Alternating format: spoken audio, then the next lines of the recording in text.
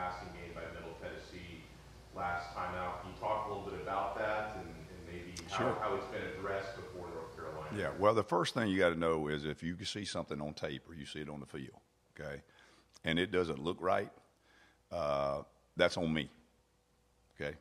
It's not. It's the players play, coaches coach. That's a coaching job, so that's my responsibility. It totally falls on me 100% to get it rectified. Now, to address that and assess that, it was really very uniquely different. I've been in games before where you would be playing a certain coverage and they would attack it a certain way, or maybe a personnel mismatch where you had a mismatch and they just keep attacking the same thing. That was really, really a very different deal in that we had 4 big plays that were they were probably defined the game. They really did. And like I said, that's on me. But those 4 plays, when you break it down, 2 of them were in the same coverage, but 2 completely different areas of attack. One of those was just technique-wise. We need to clean up some technique there. The other one was a 5-yard route and 2 missed tackles and a backside leverage guy that fell down. So that's what that was. The other 2, one of them was a miscommunication versus an empty set, and then the other one was a technique error that falls completely squarely on my shoulders. We got good players, we got good guys. They bought in. They're very coachable. So when something like that happens, it starts and ends with me. And so I got to get it fixed. We worked very hard. It wasn't something that we saw coming. I don't think any of us in that room that would say that. Didn't see it in spring, didn't see it in the fall camp, didn't see it the first 3 games in terms of that. But to have that happen in 4 times is unacceptable. We've got some communications and some technique things that fall on me again to get cleaned up. And they've come to work with a great attitude. They have a lot of want to. It's very positive. We worked very hard, and the off season helped us. Came at the right the off game helped us. It came before we started conference play. It came at the right time. To be quite frank with you. Coach, the North Carolina offense is playing well behind a very good quarterback. What do you see from him, and how do you defend him? Well, I think that's a $64 million question. One of those I'm going to reserve the right to not completely answer it because I know Coach Brown pretty well. I coach with 3 of their offensive coaches, and all of those guys are very intelligent guys, and they can read. So I don't think I'm going to expose the game plan to you, if that's okay. He's a big guy, number one. And so when you look at him, you think, kind of the prototype quarterback NFL build. But he's like the Buffalo Bills guy in that he is a willing runner and very capable runner. He throws the ball very accurately. He disperses it around. Phil, the offensive coordinator Longo, does a really good job schematically. They've got very talented receivers. They get the ball out of their hand quick. They do run tempo offense, and so he gets it out of his hand really, really quick. He's accurate with it. But probably the thing that pops up more than anything, particularly in the start of the games, when he's starting out in the first quarter, because some of their games have been high scoring and lopsided, is that he keeps the chains moving. He extends drives with not 40, 50-yard scrambles. It's not like Lamar Jackson running around out there and you got Nintendo football or whatever they play now. I don't even know whatever it is. But y'all plug in the word that they play for now, whatever those things are called, where he's just bouncing around and you can't tackle him. That's not it. He can make a big play because he can run, but he just extends drives. They need 12 yards on a 3rd and 10. A 3rd and 10, they need 10 yards, and he scrambles for 12. It's 2nd and 6, and everything's bottled up. You got it covered, and he scrambles for 7. He just extends plays. But, they've got their wide receiver core across the board is very good. Obviously, number 11 is the go-to guy. He missed some games, very good player. But then in total catches, I think the tight ends got 13, 14, and 6 catches among them. So really that position is right up there with the slot position has 22 and 16 catches. So, you know, they're right there equal in terms of distribution of the ball. Coach Steele, you've been in a lot of locker rooms over the years, many I'd say. How would you say A few. how would you say the attitude is in the locker room after that performance? Because it felt like coming off the A&M game, you guys were building confidence. Is the confidence shaking? Anytime that happens at that moment, you know, I mean, instant response at that moment before you have time to evaluate it, before you have time to regroup. Obviously, everybody has emotions, but not divisive at all, not in any way, shape, or form. And then our head coach, who you guys talk to all the time, I mean, he has a way to communicate what he needs to communicate in a positive, reinforcing, we will get it corrected manner in which makes it believable and able to buy into. And so we just, everybody hurts, you know, the 24-hour rule. You've heard it before. You got 24 hours to get over it, and then you got to bounce back. The thing that was a little bit difficult in terms of just from my perspective is you didn't play the next week. So, you know, that was a little bit painstaking, but we got through it. Coach, Keontre Smith got the start against Middle Tennessee. He's been playing a lot over the past few weeks. Who's that now? Oh, Keontre Smith. Uh-huh. What have you really seen from him so far to really allow that his role has increased? Well, what we're doing there is, I mean, we're a situational matchup group. So depending on what we're seeing, how we're seeing it, that's kind of how some of those decisions are made. But he's progressed very nicely. He's a smart guy. He's very coachable. He works hard. So, you know, it shows up in his playing time. On Gilbert Frierson, is there any type of plan trying to get him more involved Yes. forward? Yes. We're searching that. In that, you know, he's really he's got a very high football IQ. He's a really smart player.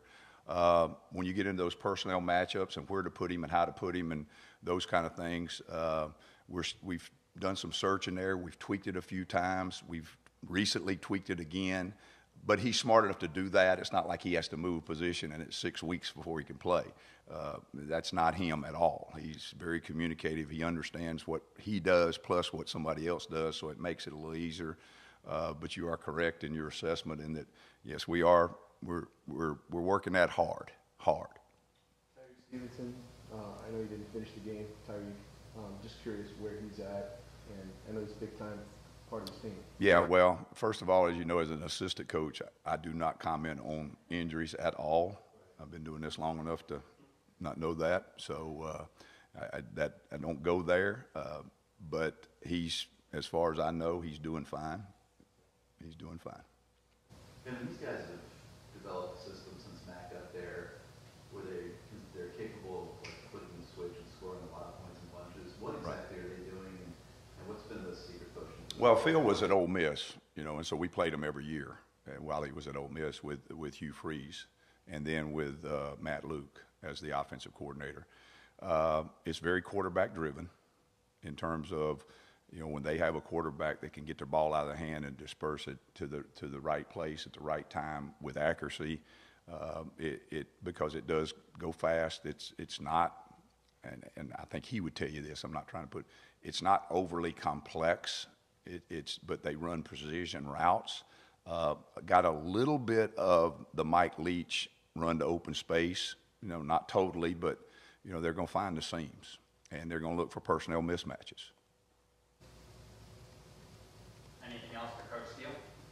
On Avante Williams, I noticed you had mentioned this probably a few games back, that he wasn't cross-trained for playing as free safety. Noticed over the last course of a few games, he's been playing some free safety as well, aside from the strong side. Right. Can you go a little more into that? Sure, I can. We name it strong safety, free safety. The place I came from, it was right safety and left safety. So that's a little bit of a misnomer. you know, there are hashes in college football, but as you know, if you watch very much, there's some teams that exploit the boundary as much as they exploit the field. In the NFL, it's almost in the middle of the field, so which is which? And when you've got so much formation in the boundary now that you get, there's not a lot of difference. I mean, cross-training that position, you can call them strong safety, free safety, play one to the field and play the one to the boundary, but the way the game has gone with formations now, it's about the same thing. What was your assessment on Darryl Porter and how he played with his snaps against Middle Tennessee? Much improved, much improved. Confidence, he's kind of feeling the confidence of things, and you know, he's a transfer guy at a very, very, I guess the word for it, pressure-driven position, and it new system, those kind of things. There's some growth there, and I think you saw him grow. I mean, he did. It was evident on the tape. With the injuries at cornerback, will Al Blaze be looked at to playing a little more cornerback here in the future? Everything's on the table to play the best players in the situation that presents itself. So, again, you gotta catch me in a rough spot here because you know, do you show your cards when you're playing cards at the card table? I'd rather not mine either. If it was just for the Miami fans, I'd be great. But the problem is that this day and age, you know, back in the day, you could have a press conference, and if you had one in Miami, nobody in North Carolina was going to get the paper. And they had no way of getting the paper unless their grandmother brought it back from vacation to them. All right? When y'all walk out of here, they're going to be able to read exactly what I said within 3 minutes. So forgive me on that if you don't mind. How do you feel about All I want is an unfair advantage. how do you feel about some of the guys who haven't played as much at quarterback? That guys like Jaden Harris, Kamari Rogers, Malik Curtis, and those guys haven't progressed in the last couple weeks? Well, you know, we have a thing on Fridays where we actually scrimmage the young guys who have not. You know, we got to build it into the 20-hour rule, but we have a scrimmage. We get a good amount of snaps to work those guys, so that's helped them progress. And then just being in the system and growing in the system. And then the off week allowed us to get them some more work too. So obviously always building for the future of next Saturday and the future of next year and the future of beyond that. Just more for Coach. And just more specifically about Jaden Harris, you know, he played in some key moments against Middle Tennessee. What has he shown so far as a true freshman that has allowed him to play, you know, such a big role so far, so early into his career? Well, I think the first thing you've seen is injuries. You know, the number 1 star and the number 2 star went down, so he had to go in. And but he's a smart guy. He's worked hard. It wasn't like we were standing over wringing our hands because he was in at all. He's progressing very, very nicely. But that, you know, it's kind of like, you know, next man up, and that's what happened in the situation. On Isaiah Dunson, we had noticed he made some progression towards the spring. One of the guys standing out a bit back then. Right. He's played a bit sparingly through the first few games. Is there any sort of possibility he could play more? Well, you know, our job is to do this, and not to say he's not, okay, but we get a lot of questions nowadays about depth charts and who's playing and why they're not playing and who's not. At the end of the day, we can only put 11 guys on the field, okay? And I don't think there's anybody in the room that wouldn't look at things and say, okay, based on this situation and this play and who's they've got on the field, who's the best 11 to put out there? And now, are we always right? No, we're not always right. Do we work to always have more we can do it? Yes, we do. But we can only put 11 out there. And as you well know, at corner's almost like quarterback.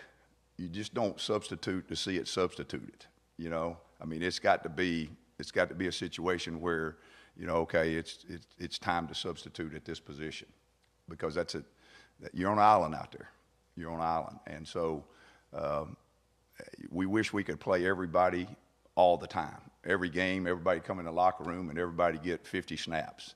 But they only allow us to put 11 out there, and if we put more, they're going to call a penalty on us, and then we run out of snaps at some point in time. So it's not that we're not working for that. It's not that we'd not like to see that. It's just that that's the way it works, realistically. being very candid with you. Coach, and then how would you evaluate your team's tackling so far through 4 games? We have made a lot of improvement, some of us more than others, but it's the confidence is coming, the ability to get guys to the ball and not get singled up on tackle is coming. Again, as you well understand, there's a lot. I mean, that's a work in progress. You can ask that for every press conference I stand in here for the rest of the time I'm here, and then the next guy that's standing here can ask him. And the reason it is because there's so little opportunities in spring and in the fall camp to tackle to the ground. You just don't have it. Well, last time I looked, that's what a tackle is. So, I mean, do you play golf? No. Okay, if you did, you would probably go out in your backyard and swing the club very nicely and dream, boy, that went down the fairway. Okay, but you get on the golf course and it went in the rough. Why? Because you had to really hit the ball somewhere. Well, you have to tackle them to the ground, and the best way to get that is to be able to do it. That makes sense. All right, thanks, guys.